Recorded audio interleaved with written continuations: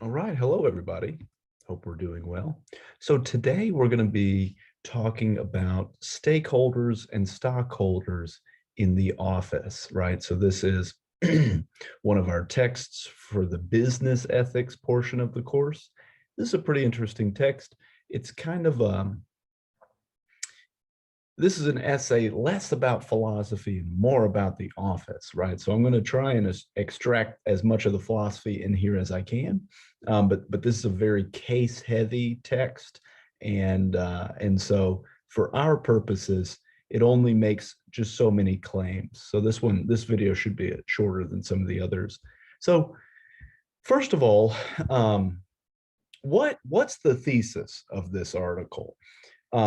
So we have a question. Are profits and ethics necessarily sort of in tension with one another? Our author Kraft does not think so. He thinks that the concerns of stockholders and stakeholders don't have to be at odds with one another. Good ethical business can be good bottom line or profitable business, or in the very least, ethical business practices need not be bad business practices.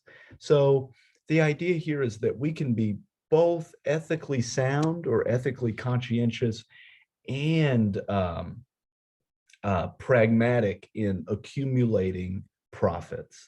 And so the idea here is that the characters from The Office demonstrate an example of a healthy relationship between stockholder and stakeholder concerns. Now, I don't think that's quite right, in part because uh, the stockholder theory is very, I think, very much undermined. Like Dunder Mifflin's a dying company, right? And so as a result, like they're not making the profits that they need. They're about to close down.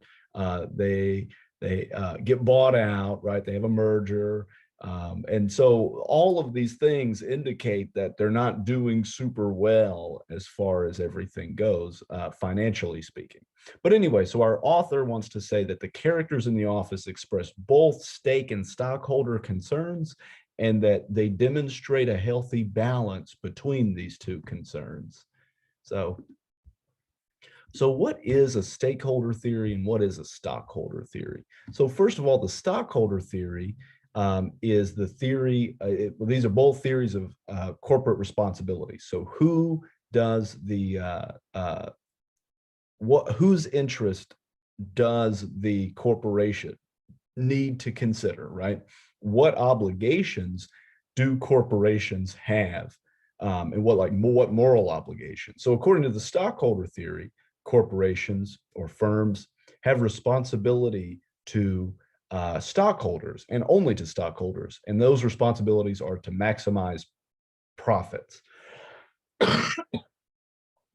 So moral responsibilities are restricted merely to those actions that will maximize profits for the stockholders. And that obtains in virtue of a kind of contract, right? So the stockholder will give money to the managers, and the stockholders will expect the managers to turn that money into profit, right? And then the managers owe it to the stockholders to bring about that profit, right? Okay. So, and then by contrast, the stakeholder theory says that the firms have responsibilities to anyone who has a relevant stake in the firm's decisions, right? So if I have a stake in a company, right, that means I stand to gain or stand to lose in virtue of the company's decisions, right? So this could include employees, managers, stockholders, right? Stockholder theory, they still matter on this theory, manufacturers or customers and customers as well. So the idea here is that profit, and so we might wonder what is the relationship between stakeholder theory and profit? Well, profit, which is a return on investment to the stockholders, is just one of such satisfactions that the firm is responsible for, but it does not necessarily receive special predominance in the objective structure. So giving profit to stockholders is just one of many concerns, and it doesn't necessarily have to be a primary concern for the firm. Okay, so we have these two different theories of corporate responsibility that will give us different answers to what a company ought to do. So our author talks quite a bit about the stockholder theory, or the stakeholder theory, excuse me. So consider that the pool of beings that have a stake in a firm is potentially infinite, right? So when various companies make these decisions, they're impacting lots and lots and lots of people, maybe the families of the employees, the extended families of the employees, these and maybe the environment, maybe animals, right? And so a company can't reasonably consider the interest of all of these people, right? That just doesn't make sense to hold the company responsible for taking into consideration all of these different people. So we have to be able to distinguish between stakeholders that the company should consider, that are called salient stakeholders, and stakeholders that the company does not have to consider, which are non-salient stakeholders. So according to the Mitchell model, we can distinguish between salient stakeholders and non-salient stakeholders given three conditions. So the stakeholders' power to influence the firm, right? So if I'm an employee, I do have the power to influence the firm by quitting, by asking for a raise, right? By doing my job well. The legitimacy of the stakeholders' relationship with the firm, right? So I'm an employee. We're trying to figure out if I'm a salient stakeholder. It seems like I stand in a legitimate relationship with the firm in virtue of being employed. And then lastly, the urgency of the stakeholders' claim on the firm. So I'm an employee and I have direct interests in my company doing well and in my company benefiting me in relevant ways, right? And so given that I'm an employee with a company, say, I am a salient stakeholder because I meet all three of these conditions, right? So at Dunder Mifflin, there are many, many stakeholders, right? Many people who have an interest in Dunder Mifflin's continued success. So there are likely ones, employees, managers, maybe the paper mill, Dwight, Angela, all of these people are stakeholders in the show. And then there are also unlikely ones. So there's Billy Merchant, that's the building's manager, right? So if Dunder Mifflin goes under, he's going to lose money too. So he has an interest and stands to gain from Dunder Mifflin's continued success, and they're staying in the building that they're in. And then finally, Bob Vance. Bob Vance is a neighbor of Dunder Mifflin. They share the same building. And Bob Vance is Phyllis's husband. And so he too has a stake in the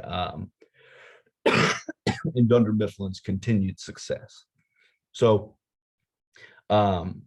stakeholder interests will often come into conflict. So we're going to see that a lot of the times we can't make decisions, right, that will benefit all of the stakeholders. Rather, we have to compromise some people's interest in order to bring about the other people's interest. And so how we weigh those interests is going to be different depending on kind of the version of the stakeholder theory that you adopt. So one kind of framing of the stakeholder theory is as being happiness oriented. And so it may be that the stakeholder theory is actually quite similar to what we've been talking about with consequentialism, right?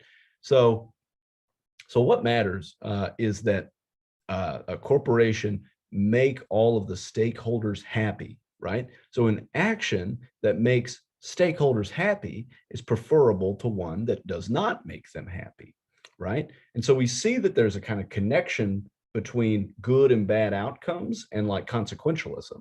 So we might say something like, well, look, we need a corporation may have to do actions that bring about the most happiness for relevant and salient stakeholders, right? And so this would sort of have businesses operating under a kind of consequentialist framework, which I think this is really interesting.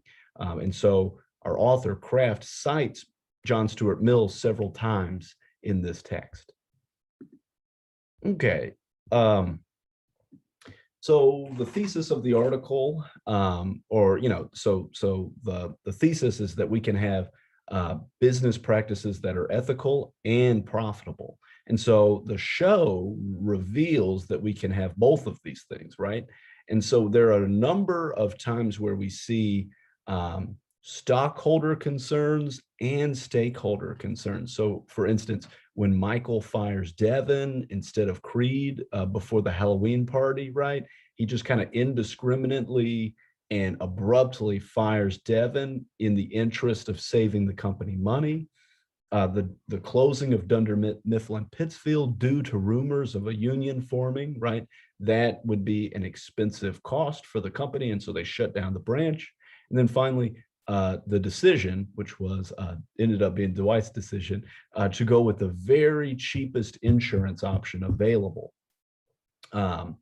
So we see that all of these decisions are made on the basis of how much profit can we get or how can we save money, which all of these are stockholder concerns.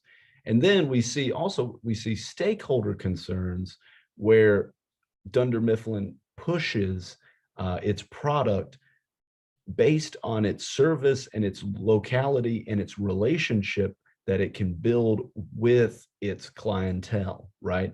And so though that kind of service is largely a stakeholder concern, right? So it doesn't matter if you're a big business or a small business, Dunder Mifflin is going to make itself very much sort of available and attentive to your needs. And those are stakeholder concerns. Okay, and then the author wants to say that various characters demonstrate stake and stockholder concerns in the show, right? So Jim, I guess this is a stakeholder concern, but he often neglects his job to prank Dwight, right? And so that might be a stakeholder concern. It may also not be, right? Since like him being negligible in his job may like negatively affect relevant stakeholders. At any rate, though, we might think there might be a case to say that taking time to prank Dwight is a stakeholder concern, right? But in Diversity Day, Jim adopts some stockholder concerns. So he's trying to upsell his largest client with recycled paper, trying to get even more profit, and it ends up backfiring on him, and Dwight steals his client as a result. And so we see Jim adopt a purely stockholder theory or a stockholder sort of action plan at one point, and it ends up not working out for him. By contrast, Dwight largely holds a stockholder theory of value, right? So he says that his fellow employees are expendable when he has a secret meeting with Jan, the corporate representative, and he's trying to convince Jan to make him a regional manager. Similarly, Dwight chooses the very cheapest insurance package available. And then in like the final episode, right, I don't want to spoil it for you, but he ends up firing Kevin in the final episode due to stockholder concerns. Yet his character growth in the show deals with him becoming or seeing the value in stakeholder concerns, right? So he ends up becoming best friends with Pam. Jim was his best man at his wedding. He marries Angela, right? These are stakeholder concerns. He's seeing his employees not merely as things that generate profit, but as people that he builds relationships with, right? So sort of Dwight's move from a stockholder theory of value to a stakeholder theory of value is sort of pivotal for his character growth and character development. Then we have Michael, who often adopts contrasting stakeholder and stockholder views. So in the client, when he goes to Chili's to meet with a client, and Chili's is like a stockholder place. It's like a big corporation. It's not local, right? It's not helping people who are kind of close to you. Michael is trying to convince Christian that he is Mr. Scranton, that he grew up in Scranton, that he knows Scranton really well, and that he's not going to, that the Christian's not going to get the same service from a big box store, right? Um, and then he's always sort of very clumsily trying to prioritize his workers as his friends, right? So Michael seems to have both a stockholder theory as well as a stakeholder theory, or a stakeholder sort of set of views. Um, and then lastly, Andy, who's not talked about in this text.